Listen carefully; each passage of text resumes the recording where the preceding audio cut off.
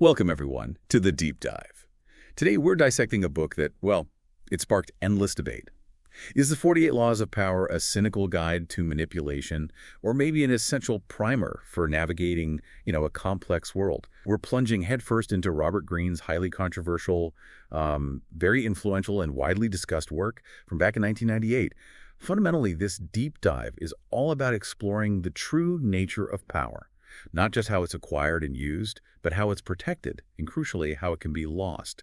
It's definitely not about gentle self-help. It's a frank, sometimes stark look at human ambition and influence. Right. And our mission for you today is really to pull out the most important nuggets of knowledge, the key insights from this, strategic manual. We're going to look at its raw, kind of unfiltered take on human behavior and influence, importantly without taking a moral stance on it. Our goal is pure understanding, not really endorsement of the methods. Absolutely. And this book, it has gained a significant following. It appeals to such a diverse group. You've got entrepreneurs, corporate leaders, political strategists, even celebrities. It offers this unique, often unapologetic, and sometimes, let's face it, undeniably manipulative view of how power actually operates in the real world. Okay, so let's unpack this a bit. The central premise of the 38 Laws of Power is that it functions as a strategic manual. It's less about, say, theoretical concepts and much more about practical application, how power dynamics play out, whether you're talking historical courts or modern-day office politics. Yeah, and what Greene does brilliantly, I think, is break down these complex human interactions into 48 distinct laws. Each one is then backed up with compelling historical anecdotes, some profound philosophical insights, and importantly, very tactical advice. He truly doesn't shy away from presenting power in its pure, raw, and often manipulative form. And the sheer range of these laws is quite remarkable, isn't it? You get seemingly straightforward wisdom, things like, say, less than necessary or plan all the way to the end, which might feel almost like common sense. But then, almost in the next breath, it pivots to these far more Machiavellian rules, things like crush your enemy totally or pose as a friend, work as a spy. It really does span the entire spectrum of human behavior when power is involved. What's truly fascinating here is how each law really encapsulates a distinct, potent aspect of power dynamics. Let's maybe look at a few. Take Law 1, never outshine the master. The core idea is basically you should always make those above you feel superior. If you make them insecure with your own brilliance, well, you almost guarantee they'll see you as a threat, maybe even an enemy. Makes sense. Or think about Law 3, conceal your intentions. Keeping your plans vague, sort of close to your chest, makes you inherently unpredictable. And that unpredictability, Greene argues, makes you more powerful. Another crucial one is Law 6, court attention at all costs. The principle is pretty clear. Visibility brings influence. Being noticed matters. Conversely, being bland or remaining unseen leads directly to, irrelevance. Right. Don't be wallpaper. Exactly. Then there's the more aggressive side. Law 15, crush your enemy. Totally. This one argues that mercy can be incredibly dangerous if your enemies are left around to fight another day. Oof. Yeah, that one's harsh. It is. And finally, maybe Law 33. Discover each man's thumbscrew. This speaks to the concept that everyone has a weakness, a vulnerability, and the key is to learn what that is and, yes, potentially leverage it. What I find so compelling, though, is how each of these laws is brought to life. He uses these incredibly vivid historical examples. We're talking figures like Napoleon, Queen Elizabeth I, Sun Tzu, Machiavelli himself. These aren't just dry lessons. You're getting these incredible, often quite dramatic stories, which makes the whole thing not just educational, but honestly deeply entertaining, too. Definitely. But okay, beyond the controversy, what makes this book so undeniably compelling? Why do so many people connect with it? Let's talk about its real strengths. I think we have to start with its brutal honesty if we connect this to the bigger picture. Unlike so many self-help books that preach kindness, authenticity, positivity, Greene is just unapologetically realistic. Yeah. The profound insight here, I think, is that Greene rips away these comforting illusions. He forces us to see the world not as we wish it were, maybe, but as it often is. Yeah. It's like a harsh mirror reflecting these unspoken human motivations. Yeah. And that raw understanding is incredibly valuable, whether you agree with his methods or not. And a huge part of that strength, for me at least, comes from those timeless examples you mentioned. The historical stories are so well-researched and genuinely engaging. Whether it's tales of, royal betrayals or these intricate corporate maneuvers, they provide this deep look into how power dynamics haven't fundamentally changed that much over centuries. Human nature, it seems, is pretty consistent. I was thinking about Law 1, never outshine the master, and it just reminded me of a time I saw someone unknowingly do exactly the opposite in a team meeting, and it definitely backfired. Have you observed similar subtle dynamics playing out even today?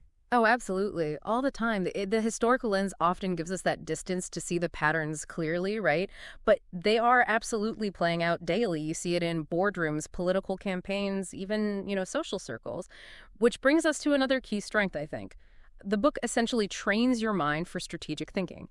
It forces you to anticipate consequences, to read people, and ultimately to make smarter moves, whether that's in life, business, leadership. As I was going through the material again, what struck me most was precisely that.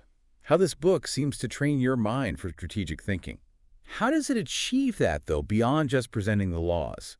Does it fundamentally, rewire how you approach interactions, or is it more about giving you a new lens to look through?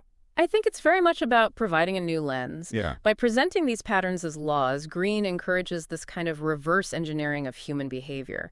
You start to deconstruct why certain actions lead to specific outcomes, which naturally enhances your strategic foresight, and that leads directly to its remarkable versatility.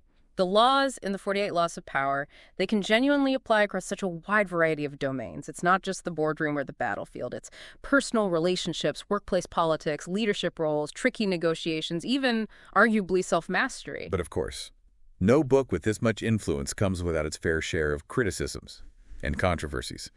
The most prominent one is undoubtedly its morally ambiguous nature, or some would say outright manipulative. Indeed. That's the big one. Many critics argue the book explicitly promotes cynicism, manipulation, deceit. I mean, some of the laws directly encourage using people, lying, even betraying trust for personal gain. However, Greene's consistent response to this for years has been that he's not advocating evil. He claims he's simply describing how power works in the world, whether we like it or not. Right, the description, not prescription argument. Exactly. He states he's giving you the tools to understand the game, not necessarily telling you to play it that way. Okay. Another criticism you often hear revolves around the book's structure, which admittedly can feel quite repetitive. With 48 laws, each chapter tends to follow a very similar pattern. You get the law, then an anecdote, then an interpretation, and finally, a reversal of the law. Some readers, understandably, can find this a bit redundant after, 20 or 30 chapters. Fair enough. And this raises another important question, I think. What about emotional intelligence? While the book is maybe brilliant in its cold logic, it can seem, emotionally detached. Concepts like empathy, compassion, collaboration, they're largely absent within its framework. Or, maybe worse, they're often viewed as potential weaknesses that others can exploit. Yeah, that's a really key point. And frankly, it means it's not for everyone. This book isn't designed for light reading, definitely not for your daily dose of feel-good motivation. It's specifically for those who want to understand power in its most primal, raw form, which, let's be honest, can be too intense or even unsettling for some readers. So who should really dive into this book? Who is it for? Well, the yes list, the you list, if you like. It definitely includes entrepreneurs and leaders, people looking for strategic insights into influence, maybe negotiation. It's also excellent for students of history and psychology. The stories and patterns of human nature are just deeply educational. Professionals in competitive fields might find it a useful, if sometimes uncomfortable, playbook for understanding office politics.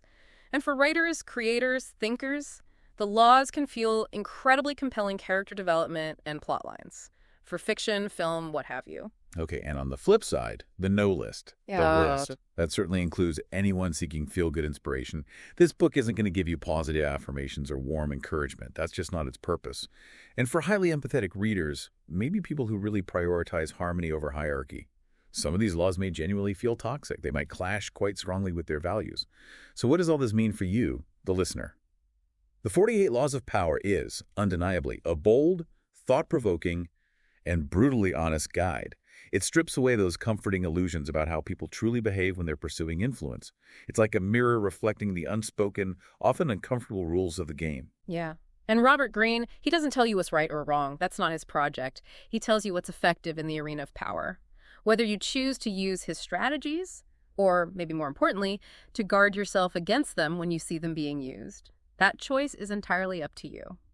Our final verdict, I suppose, is simple. Read it. Not necessarily to manipulate, but definitely to understand. And that's precisely the key, isn't it? You don't need to obey all 48 laws. You probably shouldn't.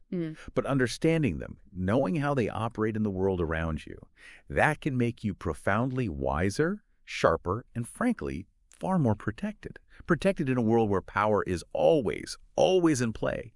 It will make you, without a doubt, dangerously aware of the unseen forces shaping our interactions every day.